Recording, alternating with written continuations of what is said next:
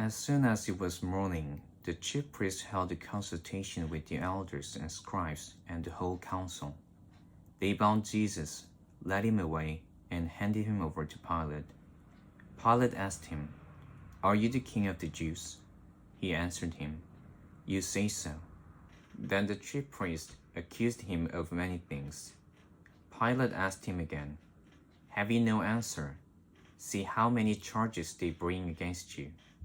But Jesus made no further reply, so that Pilate was amazed. Now at the festival, he used to release a prisoner for them, anyone for whom they asked. Now a man called Barabbas was in prison with the rebels who had committed murder during the insurrection. So the crowd came and began to ask Pilate to do for them according to his custom. Then he answered them, "Do you want me to release for you the king of the Jews?" For he realized that it was out of jealousy that the chief priests had handed him over. But the chief priests stirred up the crowd to have him release Barabbas for them instead.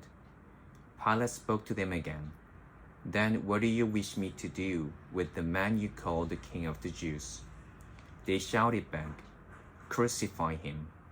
Pilate asked them, "Why? What evil has he done?" But they shouted all the more, "Crucify him."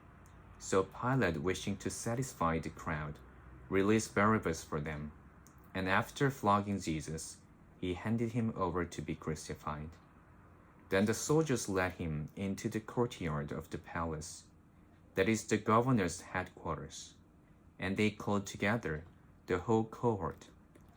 And they clothed him in a purple cloak, and after twisting some thorns into a crown, they put it on him.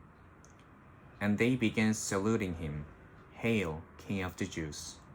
They struck his head with a reed, spat upon him, and knelt down in homage to him.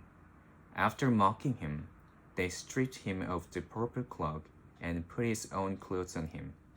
Then they led him out to crucify him. They compelled a passerby who was coming in from the country to carry his cross. It was Simon of Cyrene, the father of Alexander and Rufus. Then they brought Jesus to the place called Golgotha, which means the place of a skull. And they offered him wine mixed with myrrh, but he did not take it. And they crucified him, and divided his clothes among them, casting lots to decide what each should take. It was 9 o'clock in the morning when they crucified him. The inscription of the charge against him read, "The King of the Jews." And with him they crucified 2 bandits, one on his right and one on his left. Those who had passed by derided him, shaking their heads and saying, "Aha, you who would destroy the temple and build it in 3 days, save yourself and come down from the cross." In the same way, the chief priests, along with the scribes, were also mocking him among themselves, and saying, "He saved others, he cannot save himself. Let the Messiah, the King of Israel, come down from the cross now, so that we may see and believe." Those who were crucified with him also taunted him.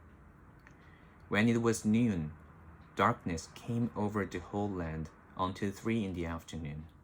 At 3 o'clock, Jesus cried out with a loud voice, "Eloi, Eloi, lema sabachthani," which means, my God, why have you forsaken me?" When some of the bystanders heard it, they said, "Listen, he's calling for Elijah." And someone ran, filled a sponge with sour wine, put it on a stick, and gave it to him to drink, saying, "Wait, let us see whether Elijah will come to take him down." Then Jesus gave a loud cry and breathed his last. And the curtain of the temple was torn in two, from top to bottom. Now when the centurion who stood facing him saw that in this way he breathed his last, he said, "Truly, this man was God's son." There were also women looking on from a distance. Among them were Mary Magdalene, and Mary the mother of James the younger, and of Joseph and Salome. These used to follow him and provided for him when he was in Galilee. and there were many other women who had come up with him to Jerusalem. When evening had come, and since it was the day of preparation, that is the day before the Sabbath, Joseph of Arimathea, a respected member of the council, who was also himself waiting expectantly for the kingdom of God, went boldly to Pilate and asked for the body of Jesus. Then Pilate wondered if he were already dead, and summoning the centurion, he asked him whether he had been dead for some time. When he learned from the centurion that he was dead, he granted the body to Joseph. Then Joseph brought a linen cloth, and taking down the body, wrapped it in the linen cloth, and laid it in a tomb that had been hewn out of the rock. He then rolled a stone against the door of the tomb. Mary Magdalene and Mary the mother of Joseph saw where the body was laid.